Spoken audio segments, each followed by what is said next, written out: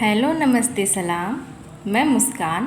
स्वागत करते हैं आपका आपके अपने चैनल मुस्कान सिंह रवि की साहित्यिक दुनिया में। आज जो कहानी हम आप सबके लिए लेकर आए हैं वह है शेख चिल्ली की कहानी। कैसे नाम पड़ा शेख चिल्ली का। कहानी शुरू करने से पहले यदि आप मेरे चैनल पर नए हों तो मेरे चैनल को सब्सक्राइब कर लें, बेल आइकन को प्रेस कर लें, जिससे कि मेरे चैनल पर आने वाले वीडियो की नोटिफिकेशन सबसे पहले आपको मिल सके। आइए शुरू करते हैं आज की अपनी कहानी। ऐसा कहा जाता है कि शेख चिल्ली का जन्म गरीब परिवार में किसी गांव में हुआ था। उसके पिता बचपन में ही गुजर गए थे, इसलिए उसकी माँ ने उसकी परवरिश की थी। शेख की माँ ने इस सोच से बेटे को पाला पोसा था कि वो बड़ा होकर कमाएगा और उनकी गरीबी भी दूर हो जाएगी। इसी सोच के साथ शेख की माँ ने उसे पढ़ने के लिए एक मदरसे में डाल दिया।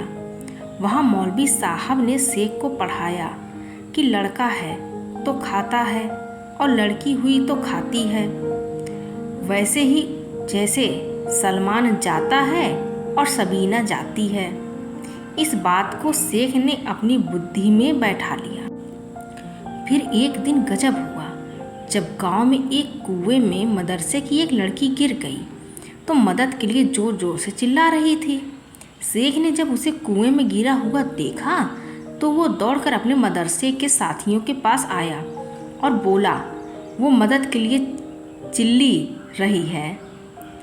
शेख की इस बात को लड़के पहले तो नहीं समझे, लेकिन जब शेख उन्हें कुएं के पास ले गया तब सभी ने मिलकर लड़की को बाहर निकाला, लेकिन वो लगातार रो रही थी।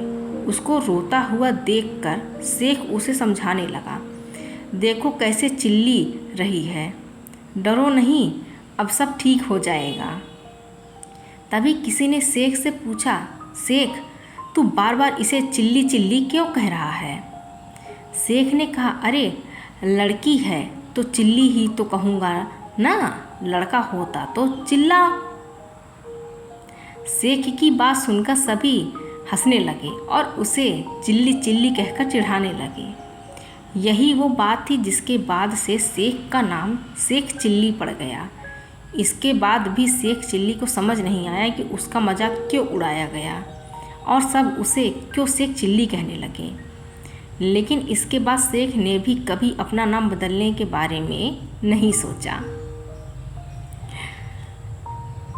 शेख चिल्ली की कहानियाँ हम सभी बचपन में कहीं न कहीं सुने ही होते हैं।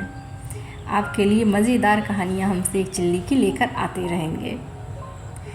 और इस कहानी से हमें यह सीख मिलती है, अगर हमें कोई कुछ सिखाता है तो उसे याद करना या रट्टा मारने का कोई फ़ायदा नहीं है, बल्कि उसके मतलब को समझना ज़रूरी है।